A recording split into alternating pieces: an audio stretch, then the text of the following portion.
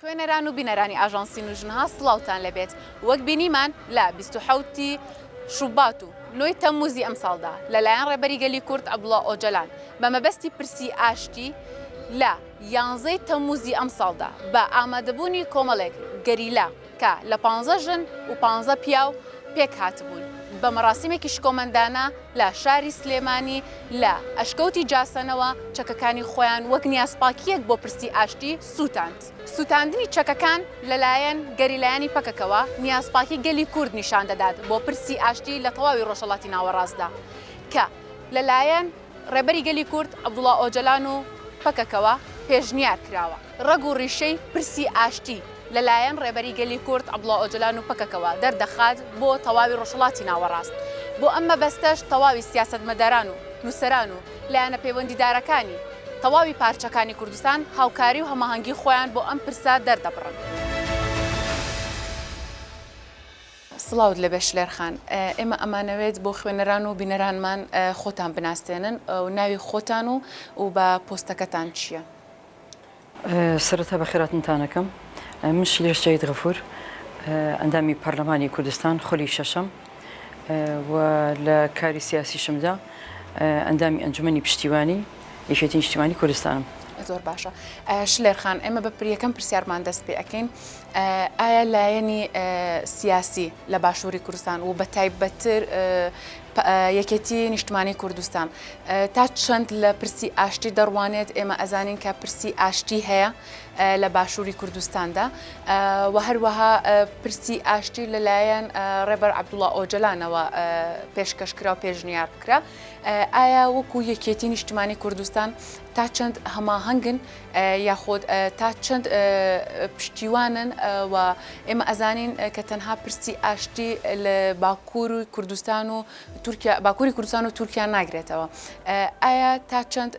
لایەنەکانی باشووری کوردستان و بە دیاریکراوی یەکێتی نیشتمانی کوردستان تا چەند هاوکار و هەماهەنگە بۆ پرسی ئاشتی؟ پرسی ئاشتی پرسێکە کە پێویستە هەموو ئینسانێک هەموو کەسێکی مرۆڤ دۆست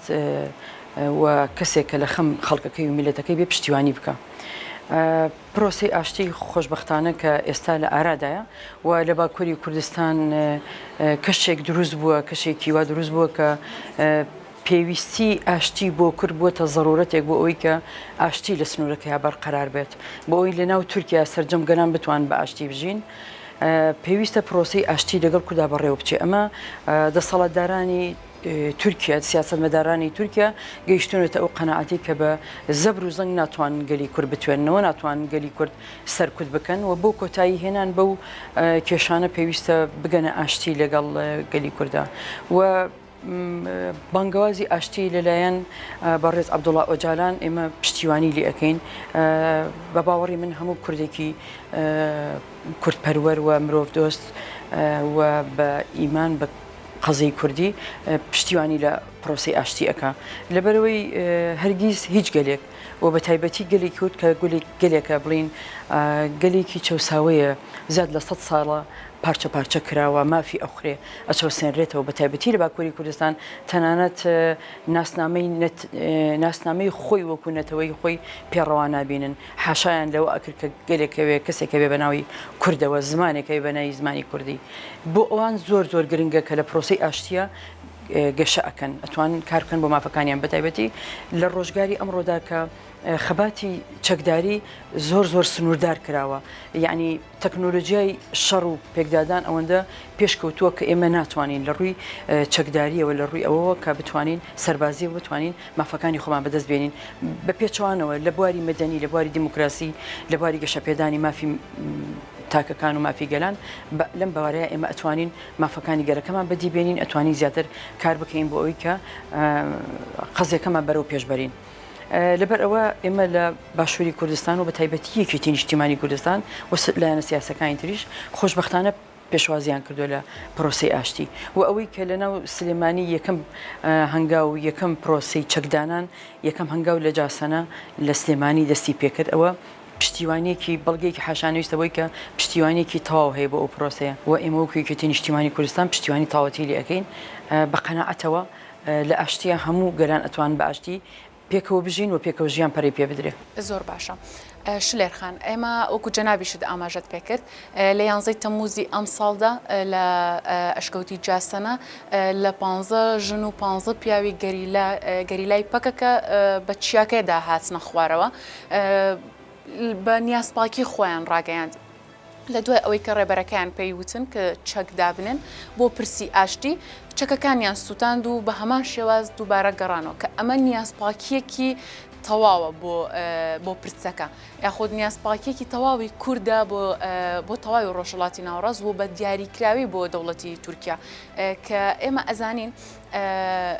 تەواو نیازپاکی خۆیان ڕاگەیاند گەلی کورد و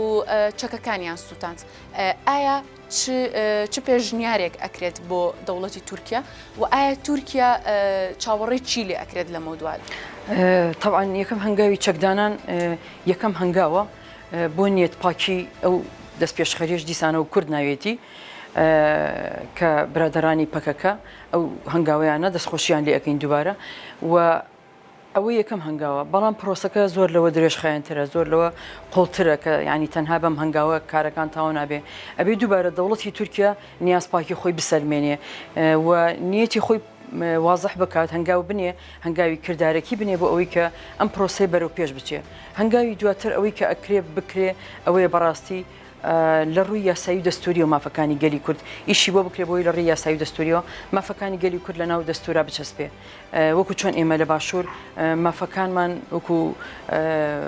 کوردانی باشوور ئێمە لە دەستورا چەسپاوە لەبەر ئەوە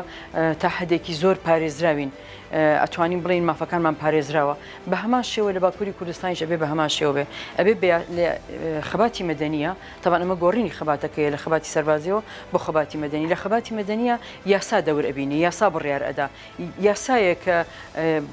ڕۆڵەکان و کە مافەکان یەکلایی ئەکاتەوە لە نێوان هاوڵاتیانە هاوڵاتێکی بەدەسەڵات یاخود کەمینەیەک یاخود گەلێکی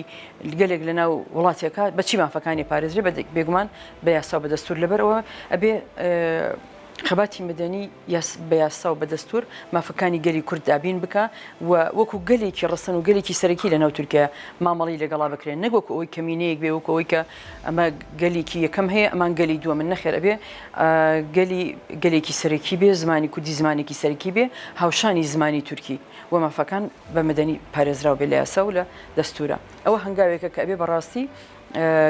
تورکیا دەسەڵاتدارانی تورکیا لایانی سیاسی لە تورکیا ئەو هەنگاو بنێ و یەک تێبینیشەیە لەسەر ئەوەی کە ئەوان تا ئێستاش دروشمەکەیان ئەوەیە کە ئەڵێن کۆتایی هێنانی تیرۆر یعنی بەڕاستی ئەبێ زمانی سیاسی ئەبێ زمانی ئاخاوتن زمانی وتوێژ زمانی دانوستان جیاواز بێ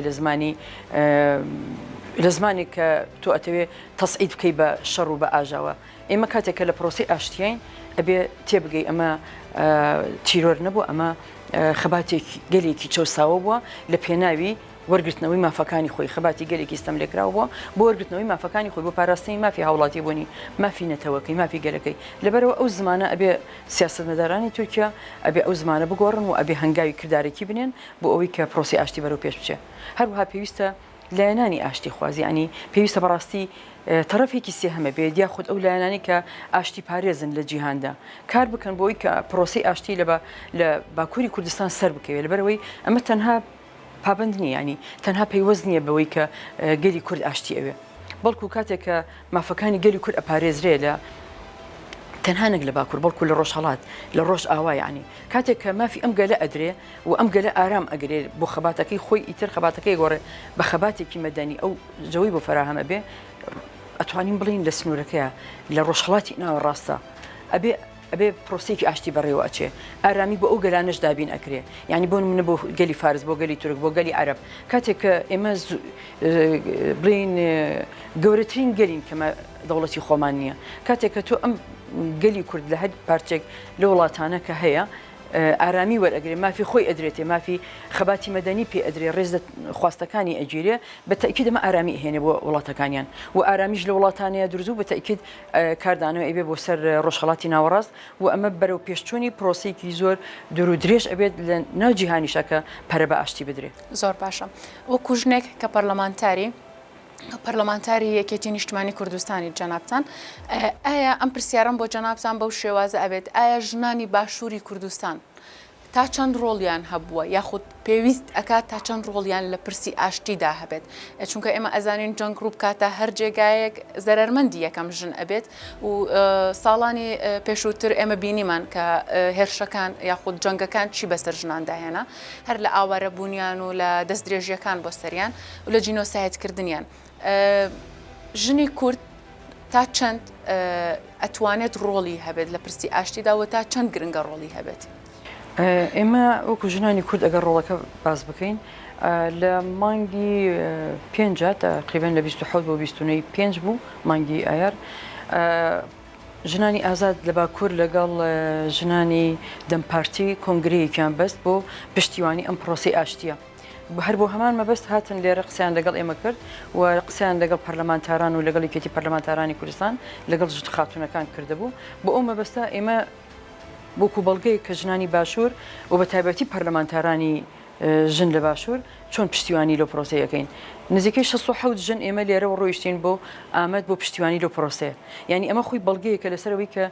یەک ژنانی کورد چالاکن ژنانی کوردانی باشوور لە ڕووی سیاسیەوە چالاکن و زۆریش ینی خواستێکی گەورەمان هەیە بۆ پشتیوانی لە پرۆسی ئاشتی و سەرکەوتنی پرۆسی ئاشتی و هەموو ئامادەیەکی خۆمان دەربڕیوە بۆ هەر کار و چالاکیەک بۆ گەشە پێدان بە پرۆسی ئاشتی و سەرکەوتنی پرۆسی ئاشتی تەواوی ئامادەی خۆمان دەربڕیەوە بۆی کە هاوخەباتیان بین و پشتیوانیان بین لە سەرکەوتنی ئەو پرۆسەیەدا لەبەرەوە هەر ئەرکێک بە ئێمە بکرێ وەکو ژنانی باکوور ژنانی باشوور و بە تایبەتی ژنانی سیاسەتمەدار لە باشوور و بە تایبەتی ژنانی یەکێتی نیشتیمانی کوردستان ئێمە بە هەموو شێوازێک پشتیوانی لە پرۆسەیە ئەەکەین و خوازیارین کە پرۆسەی ئاشتی چۆن دەستی پێکردووە بەرەو پێش بچێ و هەنگاوەکانی دواتریش ببینین و ببینین کە کوردی باکوور لە باکووری لە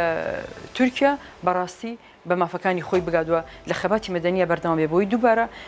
کاریگەری هەبێ هەم لەسەر پێشکەوتنی کۆمەڵگای کوردەواری هەم لەسەر پێشکەوتنی کۆی کۆمەڵگای وڵاتەکانیان و کۆی مرۆڤایەتی ئەوانە کاریگەری ئەوانە ڕاستە دەستپێکێک چەکدانانی ئەو شەڕوانانە بەڕاستی ئەو گەریلایانە عفو لە جاسانە هەنگاوی یەکەمە و دەستپێکەکە بەڵام ئەمە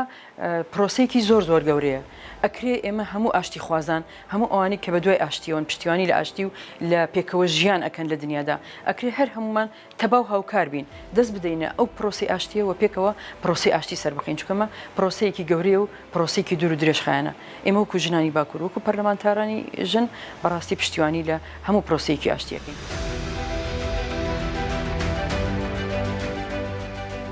سڵاوتان لەبێ سەبریخان ئەمڕۆ بۆ تاوتوێکردنی پرسی ئاشتی لەلایەن ژنانی لایەنەکانی باشووری کوردستانەوە سەردانی جەنابتمان کردووە و بۆ بیسەران و خوێنەرانی ئێمە خۆت ئاشنا بکەیت سوپاس دەکەین. بەڵێ بەخێر بێن سەرچاو سەبری غەفار ئەمین هەندامی خولی دووەمی پەرلەمانی کوردستان ئەو ئێستش بەرپرسی مەکتەبی کاروباری خوشکان لە یەکگرتووی ئیسلامی کوردستان و ئەندامی مەکتەبی سیاسی. لە ئێستادا پرسی ئاشتی هەیە لە تاوی ڕۆژهەڵاتی ناوەڕاست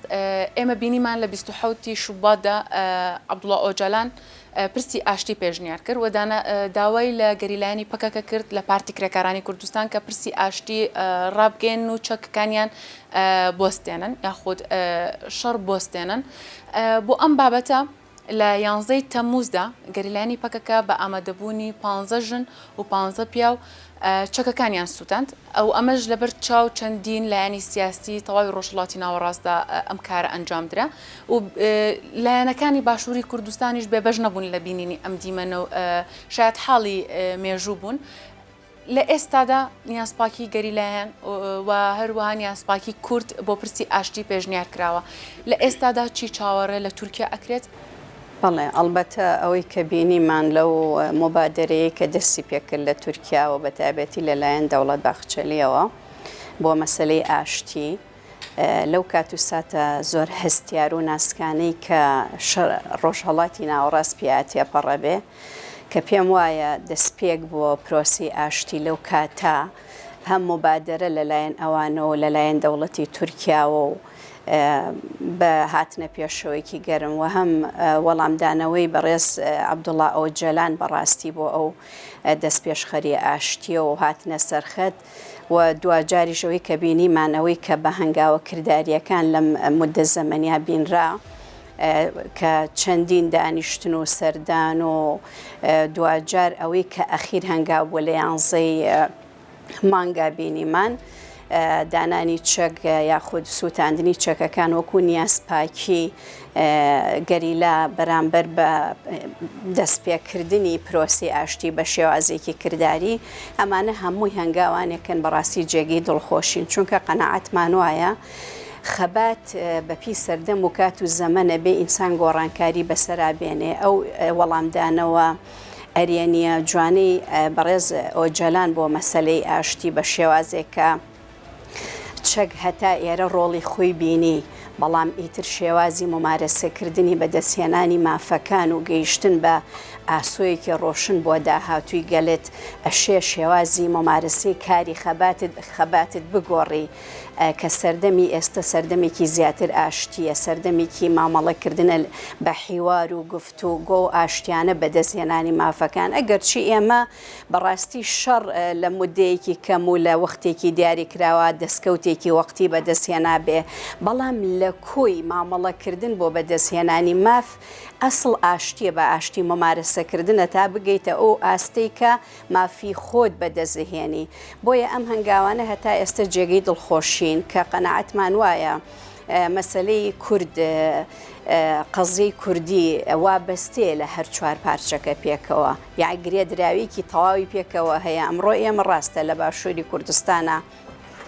کیانێکی سربەخۆی خۆمان هەیە سربەخۆی یەکمان هەیە بەڵام دوجار شەڕ بە جۆرێک زەربە لەم کیانی ئێمە ئەیە و ئاشتیش بە جۆرێکی تر خزمەتێکی گەورەی پێشکەشەکە بە تایبەتی ئێستکە ئێستا کوردانی سووریامان هەیە کوردانی ڕۆژهەڵاتمان هەیە کوردانی ئەوەی کە بینیمان لە باکوورە بۆیە ئەمەی بەکردداری هەتا ئێستا هەم لەلایەن بەڕێز عەبدوڵڵا ئۆجەلان کە هاتووەتە پێشەوە بە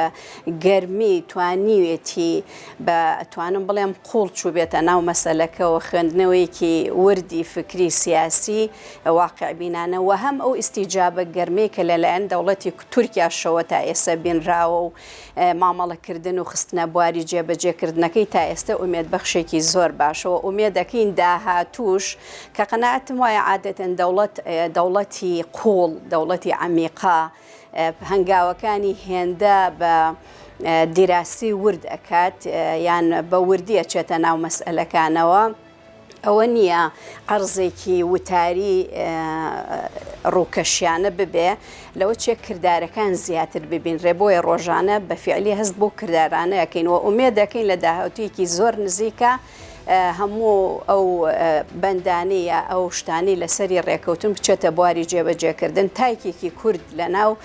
تورکایە وەکو هاوڵەتێکی تورک مافەکانی خۆی بەدەست بهێنێ و ممارەسەی ژیانی هاوڵاتی بوونی خۆی بکە و خۆی ببینێتەوە لە چوارچێوەی دەوڵەتێکی دیموکراسی هاوڵاتی پارێزراوە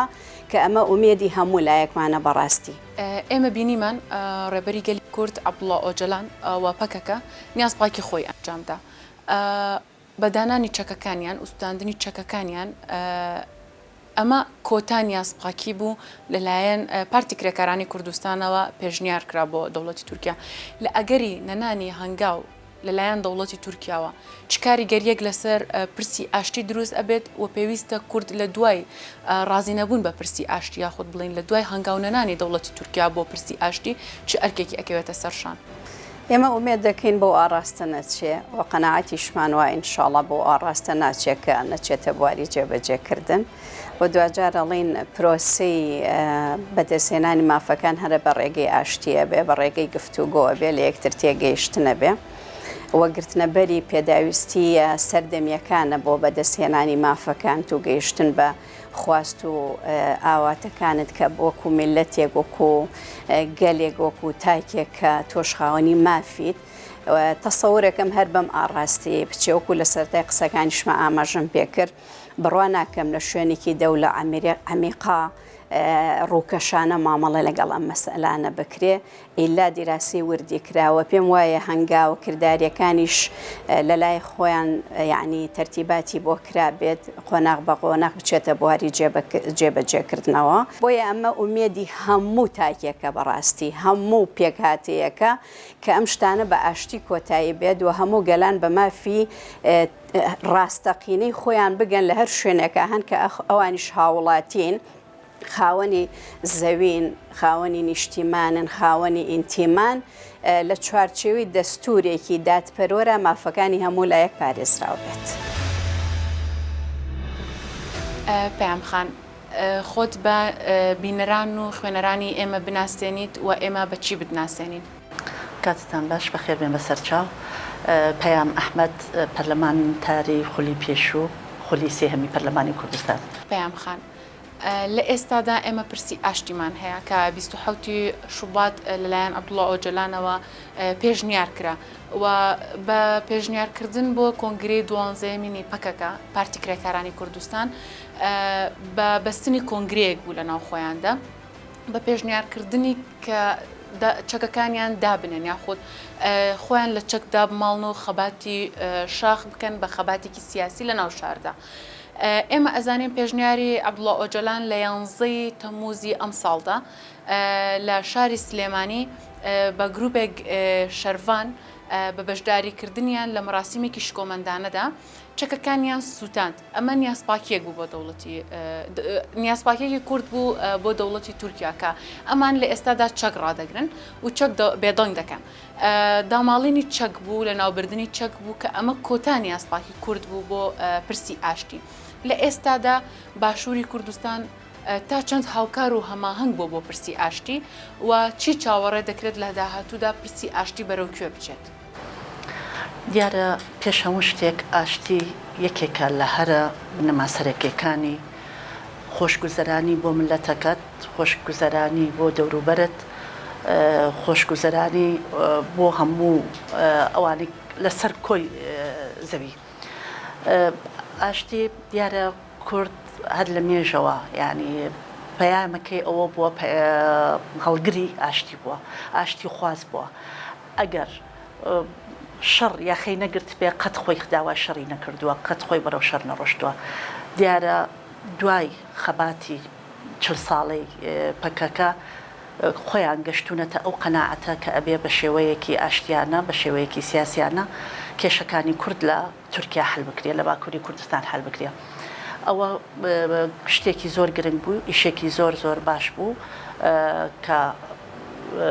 هاپۆ ئەو پەیامەی بۆ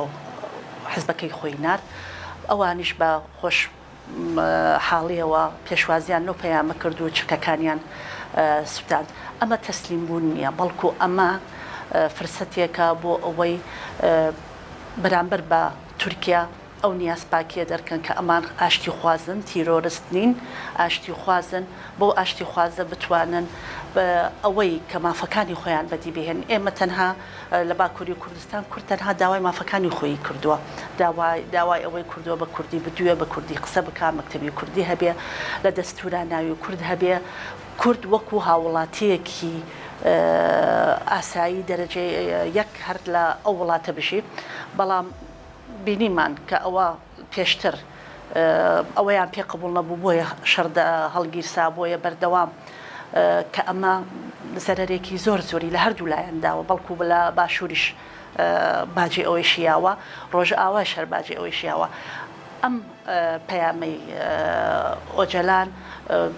زۆر زۆر گرنگ بوو، لە کاتی خۆیدا بوو، چونکە ئێمە لە کاتێکی زۆر ناسک هەرێمی کوردستان خۆی هێشتا بە تەواوەتی سەقامگیر نەبووە، ڕۆژ ئاوا هێشتا خۆی لە ناو خۆیدا لەگەڵ سووریا هێشتا پێی نەچەسبیوە. بۆیە ئەمە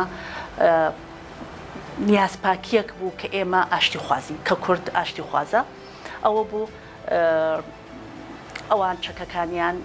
سووتاند، ئەو گروپە 30 کەسێک کە چەکەکانیان سووتاند بۆ ئەوەی نیازپاکیەک بەرامبەر بە تورکیا دەرببڕن. ئەمە تەسیراتی زۆر زۆری هەبوو بۆ باشووریش، چونکە ئێمە خۆتان ئەزانن لە قەندیل چەندین دێهاتمان بەردەوام لە ژێر بردومان بوو تەنانەت لە ناو شارەکاندا لە ناو لە پێنجوێن لە کەلار لە سلێمانی لە هەولێر هیچ شوێنێک لە درۆنی تورکی بێبەش نەبوو لە تەقینەوە و لە کوشتنی هەواڵەکانە ئەمە وای کرد لە باشووری کوردستانیشدا سەقامگیرێک دروست بێ تورکیش هەر بە بیانووی ئەوەی کە پەکەکە لە قەندیلە و لە هەرێمی کوردستاندایە بۆیە ئەبینی پەکەکە تورکیا چەند قوواتەکانی خۆی قاعدەی خۆی چەند زۆر کردووە لە باشووری کوردستان کە ئەمە تەسیراتی زۆر هەبوو بۆ ئەوەی سەقامگیریش لە کوردستانی هەرێمدا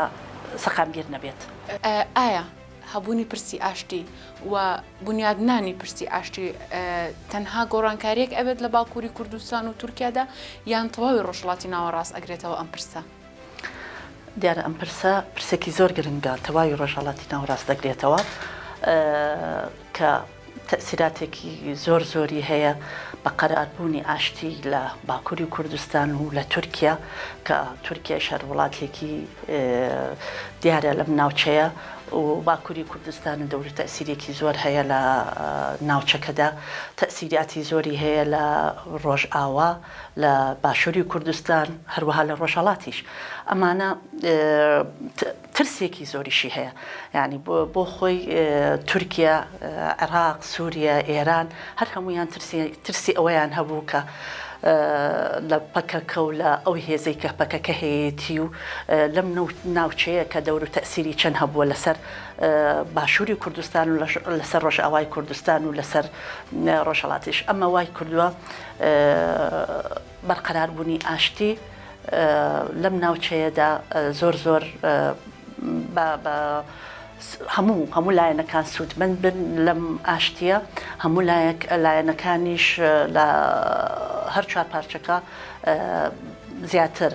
سەقامگیری و بەرقەراری بچەسبێ دیارە بە ئاشتیەوە تو ئەتوانی زیاتر خزمەت گوزاریەکان زیاتر بکەی ئەتوانی زیاتر پەرە بسێنی هیچ وڵاتێک هەر وڵاتێک شەڕی تیا هەبوو هەر وڵاتێک ئاژاوی تیا هەبوو قەت ئەو وڵاتە نابینین پێشکەوتوو بێیان هەوڵی دابێت کە وڵاتەکەی بنیاد ناتەوە بلێتەوە دیارە ئەمانە هەمووی لە بەرهەمی ئاشتیە دروست ئەبێ بۆیە دەور و تەسیرێکی زۆری هەیە لە بە تایبەت بۆ باشووری کوردستان و ڕۆژئاوای کوردستان ئێمە ئەزانین ژنان ڕۆڵ و کاریگەری گەورەیان لە پارتی کرێکارانی کوردستاندا هەبوو لە پەکەکەدا کە بەردەوام ژنان خەبات و تێکۆشانیان بۆ پرسی ئاشتی کردووە ئێمە ئەزانین بۆ پرسی ئاشتی ژنان چەکیان هەڵگرت و بەرگریان لە خاکی خۆیان کرد بەرامبەر هێرشەکانی دەوڵەتی تورکیا وەستانەوە لە ئێستادا بۆ پرسی ئاشتی ئایا ژنان و بە تایبەتتر ژنانی باشووری کوردستان چه ئەرکێکیان ئەکەوێتە سەرشان ئایا لێرەدا ژنان چ ڕۆڵێک ئەگەڕن تاوەکو پرسی ئاشتی بەرەو پێشەوە بڕوات و کاری لەسەر بکەن ئێمە ئەزانین هەر هێرشێک هەر جەنگێک لە وڵاتێکدا لە ناوچێکدا ڕووبدا ژنان قوربانی یەکەمن هەر لە کیمیا بارانکردنی هەڵەبجەوە ئێمە ئەزانین هەر لە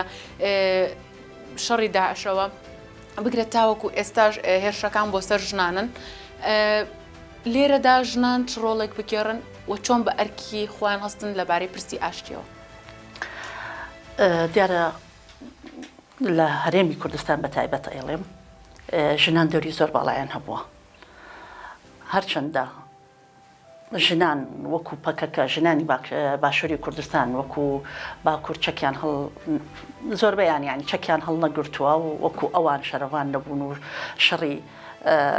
شاخ بە شاخ و دۆڵ بە دۆڵیان نەکردووە بەڵام ژنان هەر لە مێژە ژنانی کورد بە تایبەت دەوری کاریگەریان هەبووە لە شۆڕشی نوێدا لە شۆڕشی ئەیلولدا لە شۆڕشەکانی تردا بەردەوام ژن قوربانیاوە بەردەوام ژن ئاشتی خوازیش بووە بیرمانەچی ئێمە لە شەڕی ناوخۆ لە باشووری کوردستان کە شەڕی ناوخۆ دروست بوو ژنان بەڕێ پێوانێک لە سلێمانیەوە بۆ هەولێ ڕۆشتن بۆ هەڵگرتنی پەیامی ئاشتی لە نێوانی حەزبی یەکێتی و پارتی ئەوە ژنان دەست پێشخەریەکی زۆر گرنگیان کرد بۆیە ژنان بەردەوام ئاڵای ئاشتی هەڵگرتووە چونکە ژنان یەکەم قوربانیە دایکە خوشکە خێزانە ئەمە وای کچە ئەمە وای کردووە کە ئەو قوربانیەکی زۆر بە و هەست بە و نەهامەتی و معاناتە بکە کە لە شەڕاتۆ تووشت ئەبێ دیارە باکووری کوردستان و ڕۆژ ئاوا نمونەی هەرە زۆری جوانیان داوە بە ژنی کورد کە بووە بە نمونەیەک بۆ هەموو دنیا یعنی کە باسی ئێمە شەڕاوانێک ئەەکەین باسی یەک ژنێکی کورد ئەەکەین لە باکووردا لە قەندیلدا یان لە ڕۆژ ئاوایە هەر هەمومان شانازی پێوەکەین چکە بەڕاستی دەریان خست کە ئەو جگەلەوەی کە دایک و کچ و خێزانە ئەو شەرەوانە ئەو شان بەشانی پیاوەکانی شەڕەکە ئەکات و شان بەشانی پیاوان داوای مافەکانی خۆی ئەکات و داوای مافی کورد ئەکا ئەمە وای کرد کە دەور و تەسیرێکی زۆر زۆری هەبێ هەروەهاش بینیمان کە یەکەم گروپ ئەو پۆلەی کە یەکەم جار چەکەکانیان سووتان سەرکردەکەیان هەرشن بوو ئەمانە وایان کردووە کە ئێمە هەر خۆمان وەکو ژنێکی کورد شانازی بە خۆمانەوە بکەین کە ئێمە نمونەی وامان هەیە نمونەی ژنی ئاشتی خوازمان هەیە و نمونەی ژنی ئەگەر وەزعەکە ئەوە بکات ئێمە شەرەفانەمان شەڕش ئەەکەین و هەر بە هەڵهەڵەکانی ژنانی ڕۆژ ئاوا بینیمان چۆن داعشیان تەرفوتنا کرد. سڵاوتان لەبێ دڵسۆزخان سەرەتا خۆتان بناسێنن بە بینەران و خوێنەرانی ئێمە. سڵاو لە بینێرانمان سڵاو لە گوێگرەکانمان من دڵسۆز شەفی خەڵف ناسراوم بە دڵسۆز زەنگەنە چالەکانی مافی مرۆڤ و هەروەها ئەندازیارم و بربژێری بەرەی گەلم بۆ هەڵبژاردننی عێراق و بربژێریش بووم لە هەڵبژاردننی کوردستان. دڵسۆزخان ئێمە ئەزانین لە ئێستادا پرسی ئاشتی هەیە و لە 27 شوباتە ڕێبەریگەلی کورد عەبدوڵڵا ئۆجەلان پرسی ئاشتی پێشنیار کرد. ئایا پرسی ئاشتی لەلایەن عەبدوڵڵا ئۆجەلانەوە تا چەند گرنگە بۆ ڕۆژهەڵاتی ناوەڕاست و لە باشووردا چ ڕەنگدانەوەیەکی دەبێت؟ بەتاکی دەگەر ئێمە بێن سەر پرسی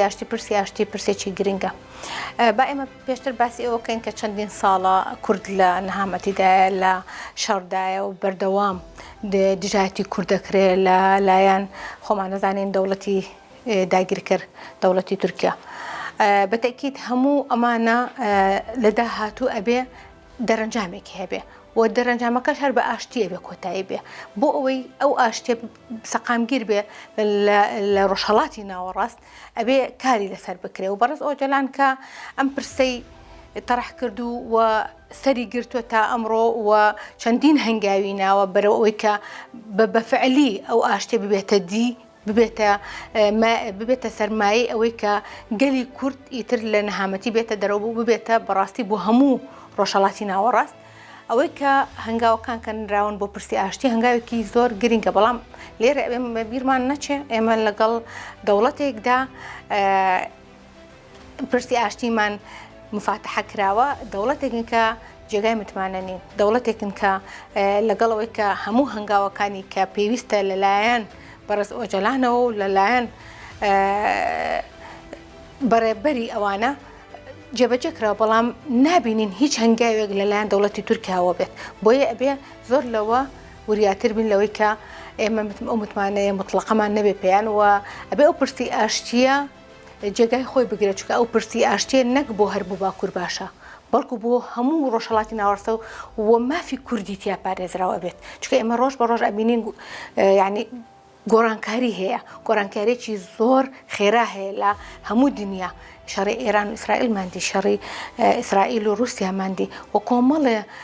جەنگی ترماندیوە بۆیە ئاشتی گرنگە لەو ساتە وەختە بە هەموو هەر چوار ڕۆژهەڵات و ڕۆژئاوا باکوور و باشوور بەیەکەوە یەکدەست بن بۆ ئەوی بتوان ئەو پرسە بەرەو پێش بەرن بۆی بتوانن مافی کورد لەوێ پارێزراوە بێت بەڕاستی ئەو پرسە گرنگە بۆ هەموو لایەک. دڵسۆزخان لە پرسی ئاشتیدا ئایا ژنان چ ڕۆڵێکیان گێڕاوە یاخود پێویست ئەکا ژنانی باشووری کوردستان و بە تایبەتتر ژنانی لایەنە سیاسیەکانی باشووری کوردستان چ ڕۆڵێک لە پرسی ئاشتیدا ببینن و لەگەڵ دەستپێکردنی پرسی ئاشتی و کۆتایی پێهێنان بە پرسی ئاشتی جێبەجێکردنی ژنان چه ئەرکێکیان ئەکەوێتە سەرشان؟ هەمیشە ژنان ڕۆڵیان هەبووە چ لە جەنگدا و چ لە ئاشتیدا ژنان هەمیشە پاڵپشتی پیاوانیان کردووە پاڵپشتی شەڕەکانیان کردووە بەوەی کە توانیویانە هاوکارێکی باش بن لە کاتی جەنگداوە هەروەها ئێمە ئەبینین کە ژنان ڕۆڵی گرنگیان هەیە و ڕۆڵی گرنگیان دەبێت بۆ ئاشتیدا ئەوەی کە ئەیبینین کە لە کۆمەڵگادا ژنان کاریگەریان هەیە بەسەر داهاتووی نەوەیەکی تازە ئەوەیە کە لە چەکدانانەوە و هەروەها لە پەرەپێدان و ژنانی سیاسی ئەبێ ڕۆڵی باشتریان هەبێ لە چی لەوەی کە تۆ لە ناو سیاسەتەکەتی ئەبێ وا سیاسەتەکەت بەکاربێنی کە ژنان هەمیشە پێشەنگ بن و ژنان کار بکەن بۆ گۆڕانکاری لە دۆخ و یارمەتیدەرێکی باش بن بۆ کۆمەڵگاکەیان و بۆ داهاتوونەوەکانیان بەشێک لە ژنانی لایەنە سیاسیەکانی باشووری کوردستان پێکەوەی و هەماهەنگی خۆیان بۆ پرسی ئاشتی لە تەواوی ڕۆژهەڵاتی ناوەڕاستدا دووپات کردەوە. هەروەک بینیمان لە 11 تەمموزی ئەم ساڵدا لە مەراسمی دانانی چەک بە پێشەنگایەتی بە سێهۆزات یەکەم چەکی خۆی سووتان. ئەمەش وەکو نیازپاکیەک بۆ پرسی ئاشتی و دەستپێشخەری یەکەم لەلایەن ژنانەوە دەبیندرێت.